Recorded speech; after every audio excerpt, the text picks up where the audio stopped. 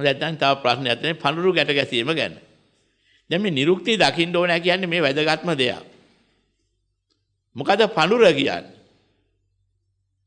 ඔකත් තෝරගන්න. පඳු කියලා වචනයක් තියෙනවා. පඳු පොවනවා. අපි ඔහොමත් කියනවා. යම් කිසි දෙයක් සකස් කරලා පඳු පොවන්නේ මොකද අපි සිවුරක් එහෙම. දිරකඩ වුණාම ඒකේ වර්ණේ නැති වෙලා ගියාම අඩුපාඩු ඇති වුණාම ඒක නැවත වාරයක් පුනරුත්ථාපනය කරනවා. නැවත තිබුණා වගේ හදනවා. තිබුණ ආකාරයට ගන්නවා. ප්‍රතිසංස්කරණය කරනවා. මෙන්න මේ පඳු කියන්නේ ඔන්න ඕකට. පඳු පොවනවා. නැත්නම් පඳු. ප්‍රතිසංස්කරණයට කියනවා පඳු කියලා. මේ පඳු වලට උර දෙනවා. උර දෙනවා කියන්නේ උදව් දෙනවා. එහෙනම් පඳු වලට උදව් දෙන එක කියනවා පඳු උරා. ඒ කියන්නේ මොකද්ද? දැන් යම් කිසි ස්ථානයක මේ බුද්ධ ශාසනය පහළ වෙන්නේ ඉස්සෙල්ලා විවිධ ආගම් තිබුණා. විවිධ දේව ඇදහිලි තිබුණා. ඒ කාලේ එහෙමත් ඇදහුවා. මේ ශාසනය පහළ වුණාට පස්සේ පූජනීය ස්ථාන හැදුනා. ගමකට එකක් හෝ දෙකක් බොහොම ටිකක්. ඒ ආකාරයෙන් සකස් වුණා. මේ විවිධාකාර ශ්‍රාවක පිරිස් ඒ වගේම ඒ කටයුතු කරන්න සකස් වෙලා තියෙන ඉක්මන් කරලා වැඩියෙන් දීලා වැඩිය පින් කරගන්න මොනවාට හරි කමක් නැහැ. එහෙම මේවත් මේ ලෞකික වශයෙන් අදහස් වලින් කළා. පියමනාපෙන්නුත් කළා. චිත්ත ප්‍රසාදේනුත් කළා. ඉතින් ඔහොම කරලා ඉවරනාට පස්සේ මොකද වෙන්නේ? ගමේ ඉන්න පිරිස ඔක්කොම එකතු වෙලා අවටිය කළාට පස්සේ හැබැයි මේ පින් දහම් කරගන්න එක හරි වටිනාකමක් තියෙනවා. නිවන් දකින්න කෙනාට නිවනට උපනිශ්‍රේ වෙනවා. බුදුරජාණන් වහන්සේත් වර්ණනා කළා පෙන්නා පින වටිනවා. නිවනට උපනිශ්‍රේ වෙනවා කියලා. ඉතින් මේ දන්න නිසාම මෙලෝ වශයෙන් සැප සම්පත් ලැබෙන්නත් ලෞකික සැප සම්පත් ලෝකෝත්තර නිවන් සුවය ලබන්නත් උපනිශ්‍රේ වෙන්නේ. මේ පින විවිධ ආකාරයෙන් ඒක වටිනාකම දන්න ලෝක සත්වයා ඒ ටික කරගන්න උත්සාහ කරනවා. එන යම් කිසි ස්ථානයක් හදලා කරලා දුන්නාට පස්සේ ඒ ස්ථානේ නැවත නොකැඩි විනාශ නොවී පවත්තන්න පොඩි පොඩි පැලැස්තර දදා හදන්න ඕනේ. කැඩෙන දැන් හදන්න ඕනේ. අසුද්ධ දැන් සුද්ධ කරන්න ඕනේ. ජරා වෙච්ච දැන් සුපිරිසිදු කරන්න ඕනේ. මෙන්න මේ කටයුතු සිද්ධ කිරීමට කියනවා පඳු වලට උර දෙනවා. එතකොට මොකද කරන්නේ? මේක කරන්න හොඳ පින් දහම් කරන්න කැමති වෙච්ච අය එක්කෙනා දෙන්න හරි කැමතියි බාර ගන්න. මටම බාර දෙන්න. ඔය වැඩේ මටම බාර දෙන්නකෝ. එහෙම ගන්න කැමති. හැබැයි ඒ වුණාට සාධාරණත්වය මොකද්ද? කාටවත් පුළුවන් හැටියට අතහිත දී ගන්න ඉඩ දෙන්න ඕනේ. මෙන්න මේ සාධාරණ තීන්දුව උඩ බොහෝ කාලයක ඉඳලා දේවාලේ හරි පන්සලේ හරි ඔය පඳු වලට උර දීමට ක්‍රමවේදයක් හැදුනා. ඒක හාමුදුරුවෝ නෙමෙයි කළේ. යම් කිසි උපාසක උපාසිකාව දායකවම සාධාරණ විදියට අනික් අයටත් අතහිත දෙන්න සකස් කරලා. එතනින් පෙට්ටියක් හදලා තිබ්බා. මොනවද? හාමුදුරුවෝ තිබ්බ එකක් නෙමෙයි. පස්සේ තමයි හාමුදුරුවන්ට ඒක ගත්තොත් ඒක කොහොම ගත්තත් ඒක ගැලපෙන්නේ නැහැ. ගැලපිලා තියෙන්නේ කවුද? ඒ දායක කාරකාදී පින්නත් පිරිසක් බොහොම අවංකව ඒ අනික් අය හැමදේනම පඳු වලට උර දෙන්නේව නැත්නම් ප්‍රතිසංස්කරණේ උර දුන්නේව අරගෙන. ඒ සමුදල හරි දුන වත්කමින් ඒ කටයුතු කළා ස්ථාන. හැබැයි සුද්ධ පවිත්‍ර කරපුවාම වේර විහාර සුද්ධ පවිත්‍ර කරලා සකස් කරාට පස්සේ අර හැම දෙනාම දුන සම්ප සතේ හරි තිබුණා නම් ඒ කාලේ තමයි සම්ප සත තිබුණේ. ඒකයි තවත් ඒ වචනේ කියවෙන්නේ. සතයක් හරි සම්ප සතයක් සල්ලියක් හරි කියලා කිව්වෙත් ඒකයි. ඒ කාලේ පඳුරට ගත්තේ පුංචි එකක් ඒකයි. මොකද අරගෙන ඒක තමයි අර කැටියට දැම්මේ. එදා ඒක සතේක වටිනාකම අද රුපියල් 100ක වටිනාකම වාගේ. ඉතින් අරගෙන මොකද කරන්නේ? එකතු කරපුවන් අර වැඩ කොම කළා. හැම කෙනෙක්ම සහභාගී වෙලා තියෙනවා ඒවා සකස් කරන්න. පූජනීය ස්ථානේ සකස් කරන්න. අර පින කොටවම ලැබෙනවා. මෙන්න මේ වාසිය තකා යහපත තකා සකස් කරගත ක්‍රමවේදයක් හැදලා මේකට කියනවා පඳුරක් වෙන් කරනවා කියලා. මේකට හරි කැමති හැම කෙනාම. දේවතාවොත් කැමති. දෙව් දේවතාවොත් කැමති. අපි වෙනුණුත් යම් කිසි කෙනෙක් අපිට සල්ලි නැහැනේ. අපිට උදව් කරන්න බෑනේ ගිහියේ මේ මනුස්ස ලෝකෙට. මොකද කරන්නේ? අපේ සූක්ෂම ශරීරයක ඉඳලා අපිට කරන්න පුළුවන් හරියක් අපි කරලා දෙනවා මිසක් ඒ වුණාට අපිට පුළුවන් කමක් නැහැ අර හදලා තියෙන කොන්ක්‍රීට් කුළුණ තව කාලයක් පවතින්න. මේ විදිහට උදව් කරන්න අපිට බෑ. අර හදලා තියෙන යකඩේ මල කාලා දිරනවා. ඒතර මේකේ දරා ඉන්න ශක්තිය නැති වෙනවා. හැබැයි ඒකේ මලකඩ ඇරලා පාට ගන්න අපිට බෑ. ඒක කරන කෙනෙක් ඉන්නවනම් අපි වෙනුවෙන් හරි කොච්චර අපිටත් වාසියක්ද. අන්න එහෙම දේවතාවොත් හිතනවා. එහෙම හිතන්න පුළුවන් දෙවියන්ට. හැබැයි ඒකට මේ පුළුවන් කමක් නැහැ මනුස්ස ලෝකෙ තියෙන මේ භෞතික වස්තු හදන්න. මෙන්න මේ වගේ වෙලාවට මොකද කරන්නේ? යම් කෙනෙක් අපි දෙවියන් උදෙසා හෝ පිනස් සිද්ධ වෙන්න. මෙන්න දෙවියන්ට අපි ඒ උදව්වට අපි යමක් වෙන් කරනවා. දැන් අපිට ඕන කෙනෙකුට පුළුවන් යමක් දෙන්න. අපේ අයිතිය තව කෙනෙකුට පවරන්න පුළුවන්. අපි ළඟ අයිතියක් තියෙනවා. ඒ හිමිකම ලෝක සම්මතයේම තියෙනවා. එහෙනම් අපිටත් පුළුවන් ඕනකමක් තියෙනවා නම් මගෙන් රුපියල් 100ක් දෙවියන් උදෙසා වෙන් කරනවා. මගෙන් යම්කිසි මුදලක් දෙවියන් උදෙසා වෙන් කරන්න මට පුළුවන්. ඒක කාටද? අද පටන් දෙවියන්ට. අහවල් දෙවියන්ට. එහෙමත් වෙන් කළ හැකියි. අපි හිතෙන්ම වෙන් කරලා වචනින් කිව්වොත් සම්මතයෙන්ම ඒ දෙවියන්ට ඒක හිමි වෙලා ඉවරයි. ඔන්නම් පුළුවන්කමක් තියෙනවා ඊට පස්සේ. ඒ දෙවියෝ මොකද කරන්නේ? මට කරන්න බැරි වැඩක් ඒක උත්තරමේ කරලා දුන්නා. මගේ බලාපොරොත්තුවක් ඉෂ්ට කළා. මොකද්ද? අනේ අර කුරුණ නැන අර තියෙන විහාරේ ප්‍රතිසංස්කරණය කරලා මේ මිනිස් ලෝකේ තියෙන ඒවාන් හදලා තව කාලයක් පවත්වන්න මටත් හැකියාවක් තිබුණා මටත් ලොකු විනාශ කරගන්න තිබුණා. ඒ මගේ තියෙන අත්බැවි හැටියට ඒක කරන්න මට බෑනේ. හැබැයි මට පුළුවන් යම් යම් දේවල් තියෙනවා. ලෝකයාගේ සිත් සලසලා දෙන්න යම් කිසි ආශිර්වාදයක් කරලා හිටන් චිත්ත විවේකයක් අන්සිඳවන්න යම් කිසි විදියක එහෙම හැකියාවක් තියෙන සියුම් පැත්තක් තියෙනවා. ඒ පැත්තයි අරකයි ලොකු වෙනසක්. හැබැයි පිනස් සිද්ධ කරගන්න පුළුවන් හොඳ ක්‍රමයක් තමයි අර ඊත්‍යානේ ප්‍රතිසංස්කරණය කියලා දුන්නා නම්. දැන් මට ඒකට සම්බන්ධ වෙන්න විදිහක් නැතුව හිටියේ. අන්න මට උදව්වක් කරලා දුන්නා. අන්න එහෙම හැකියාවක් ගන්නවා.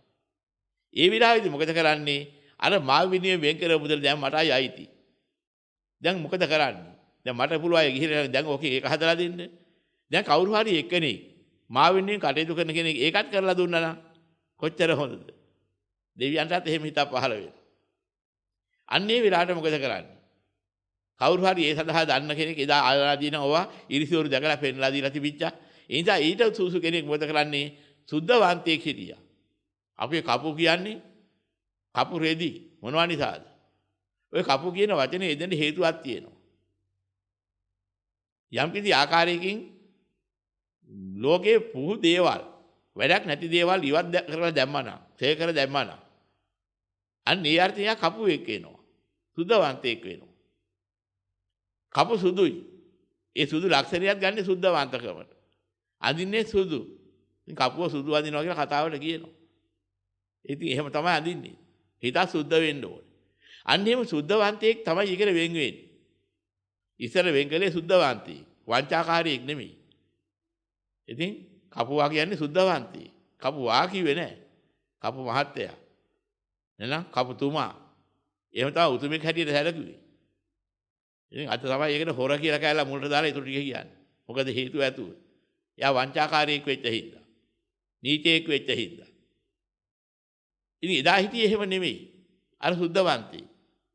ඒ සුද්ධවන්තයා ඒ මුදලට අවංක විදිහටම ඒ දෙවියන් වෙනුවෙන් ඒ පින සිද්ධ වෙන්න දෙවියන්ගේ තේවය කරලා දෙනවා. කරලා දීලා ඒ දෙවියන්ට දැනුම් දෙනවා. මෙන්න ඔබ උදෙසා දුන්නා වූ දෙයින් මෙන්න මේ ටික කළා. ඒ පින ඔබටයි. ඔබට යහපතක් වෙලා ඔබට පුළුවන් ආශිර්වාදයක් ඒ කරලා දුන්නාට සිද්ධ කරන්න කියටන් ඒක දැනුම් දීමක් කරනවා. ඒ දේවතාවෝ ඊටාම චිත්ත ප්‍රසාදයටපත් වෙලා තමන්ගේ පුළුවන් යම් ශක්තියකින් දේවතාවන්ට පුළුවන් යම් ආශිර්වාදයක් කරන්න ඒ ආශිර්වාදය කරනවා. බුදු පියාණන් වහන්සේ දේශනා කරනවා දෙවියන්ගේ ආශිර්වාදය ලබන්නා වූ යම් කෙනෙක් ඇද්ද අතදරුවන් ආරක්ෂා කරන්නා වූ මව්ගේ ආරක්ෂා ලබන අතදරුවන්ට වාගේ දෙවියන්ගේ ආශිර්වාද ලබන උන්ට අභිවෘද්ධිය අපිට පිරිහීමක් නැහැ කිය. 6 වෙනි අපරිහානීය ධර්මයේ ලිච්ඡවිටත් වෙන්නෝ. මෙන්න මේ කාරණේ නිසා මිනිසුන්ට දේව ආශිර්වාද ලැබුණා. හේතු ඇතුවමයි. අන්නේ කාරණේට ඒ කාලේ පඳුරක් වෙන් කරන ක්‍රමයක් තිබුණා. න බුදුහාමුදුරන්ට සල්ලි දෙනවා කිව්වොත් එහෙම වැරදි ආකල්පයක්. හාමුදුරන්ට සල්ලි දෙනවා කිව්වොත් ඒකත් වැරදි ආකල්පයක්. ඒක නෙමෙයි එතන සිද්ධ කරන්නේ. ඔන්නේ සුද්ධ ඔය ක්‍රමවේදී. ඒ මුදල කිව්ව ඔන්න ඔහොම එකක්. ඕ පඳුර කිව්වේ ඒකයි ඒකට මුදලක් නොකිය.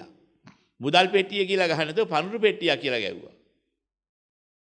මුදල් පෙට්ටිය කිව්වේ නෑ ඒකට. ඒතර මොකද වෙන්නේ? මෝහයට දැලක් දාගත්තාම මුහු කරනවා කියන්නේ මෝහ කරගන්නවා. ජාලයක්. මෝහයට දැල බැඳලා වගේ මුදලක් හදා ගන්නවා. මුදල් කියන්නේ ඒකයි. දල බවටපත් වෙනවා. මුලාවෙන් දල බවටපත් වීම මුදල් වෙනවා. පඳුරු වෙන්නේ ප්‍රතිසංස්කරණයේ උර දෙන අර්ථයෙන් පඳුරු වෙනවා. පඳුරුයි මුදලුයි දෙකක්. මුදල් පරිහරණය නම් හොඳ නැහැ. පඳුරු පරිහරණය නම් ප්‍රශ්නයක් නෙවෙයි. තේරුම් ගන්න ඕනේ නිරුක්ති. දැන් නම් අමාරු වැටෙනවා. ඉතින් කවුරු හරි මුදල් පරිහරණයට යන්න හොඳ නැහැ. මෝහයෙන් දල බවටපත් වෙන්නේ නැති වෙන්න කටයුතු කරගන්න හුරුදු වෙන්න ඕනේ. ඔයාලට ගැති වෙන්නේ නැතිව. ඒතර මොකද වෙන්නේ? ගැට ගහන්නේ මොකටද? අපි යම් කිසි අපිට පුළුවන්කම නැහැ එකපාර ක්ෂණිකව අදහසක් තීරණයක් දැඩි කරගන්න. පුරුදු නැති නිසා. සාමාන්‍යයට එහෙම පුරුද්දක් නැහැ.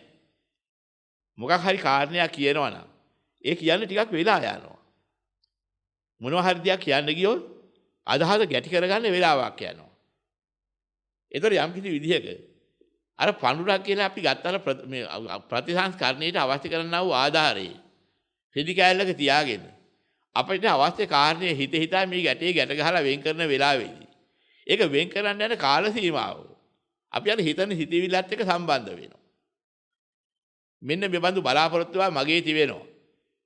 මේ බලාපොරොත්තුව ඊට සිද්ධ වෙන්න මට සාසන ආශිර්වාද ලැබෙන්න ඕනේ. මම මේ බුද්ධ ශාසනය උදෙසා ශාසනයේ අභිවෘද්ධියට යහපතට මෙන්න මේ පින කරනවා. මේ ප්‍රතිසංස්කරණයට උර දෙනවා. ඒ සඳහා මම මගේ කාලේ මගේ ශ්‍රමය මං කාලේ ධනය දාඩිය මහතිය හරි හම්බ කරගත්ත දේ ඒ සඳහා ගත්ත ශ්‍රමය මම මේ සඳහා මෙන්න මේ කොටසක් වැය කරනවා. ඒ මට ලැබෙනා වූ ප්‍රමාණය මට මෙච්චර නෙමෙයි මීට වඩා කරන්න පුළුවන්. නමුත් පොදුවේ මේ පිරිසම එකලා කරන දේ නිසා මටත් හම්බෙච්ච සොච්චම් මාත්‍රේට මෙන්න මේ පොඩ්ඩේ මම මගේ උදව්ව මගේ සම්බන්ධය මම බාරගත්තා. මෙන්න ඒක මම වෙන් කරනවා කියලා වෙන් කරලා යම් කිසි කෙනෙක් එහෙම වෙන් කරන්න පුළුවන්. මේක පඳුරු වෙන් කිරීමක් වෙන් කරලා හිටන් තමන්ගේ ප්‍රාර්ථනාවක් කරගන්න. බුදුරන් වහන්සේ දේශනා කරනවා යම් කෙනෙක් ශ්‍රද්ධාවෙන් සීලෙන් ත්‍යාගයෙන් ප්‍රඥාවෙන් යුක්තව ඒ මොහොතක යම් කිසි අදිෂ්ඨානයක් කරනවාද යහපත් හිතවිල්ලක් හිතනවා නම් පතනවා නම් ඒවා ඉෂ්ට වෙනවා කියලා. ඉෂ්ට වෙන්න හේතු ලැබෙනවා. මෙන්න මේ කාරණේත් ඔතෙන්දි සිද්ධ වෙනවා. අපි යමක් හිතවිල්ල යහපත් නම් යහපත් හිතවිල්ලෙන් යුක්තව යමක් කරලා අපි ඒ වෙලාවේදී ඒ කරගත්ත දේ යහපතක් පැතුවොත් ඒක ඉෂ්ට වෙනවා. මෙන්න මේ කාරණේ තමයි අපි යමක් හිතලා කියලා ඒ උතුම් වෙලාවේදී ඒ හිතවිල්ලත් එක්ක අදිෂ්ඨාන කරගෙන ඒ වැඩේ කරන්නේ. ඕකයි පඳුරක් ගැට ගන්න හේතුව. ක්ෂණිකව දාන්න පුළුවන් වුණත් අපි අතේ තියාගෙන අවශ්‍ය කාරණේ හිතලා අර පඳුරු පෙට්ටියට පඳුරක් දානවා. දැම්මත් කරන්නේ ඒකයි. ඔය ක්‍රම දෙකම අනුගමනය කළ හැකියි. ඉතින් තේරුම් ගන්න ඕනේ පඳුරක් ගැට ගන්නවා කියවහම බෝධීන් වහන්සේට සල්ලි දෙනවා කිව්වොත් එහෙම වැරදි. ඒ ස්ථාන තමයි සම්මත ස්ථාන. සම්මත ස්ථානයකදී ඒ වැඩේ අපි සිද්ධ කරනවා. ඉතින් මෙන්න මේ ආකාරයෙන් අද අපිට එක ප්‍රශ්නයක් නෝ හුඟක් වෙලා කියන්න සිද්ධ වුණා. හුඟක් විග්‍රහ කළ යුතු ප්‍රශ්නයක් නිසා. ඉතින් ඕක හොඳට තෝරා ගන්න ඕනේ. තෝරාගෙන ඉවරලා හිටන් අපි අපේ අනාගතය හැඩ ගහ ගන්න ධර්මානුකූලව. හැම මොහොතකම මේ සිව් අරිසත් මොනවද කියලා තේරුම් අරගෙන ඒ ටික තෝරා ගන්න අවශ්‍ය කරන අනිත්‍ය දුක්ඛ අනාත්ම කියන වචනේ නිතරම බලන්න ඕනේ. හැමදේම දහමට අනුව මෙනෙහි කරලා හරි මගට එන්න සම්මාදිට්ඨිය පහල කරගන්න බලාපොරොත්තු වෙන්න.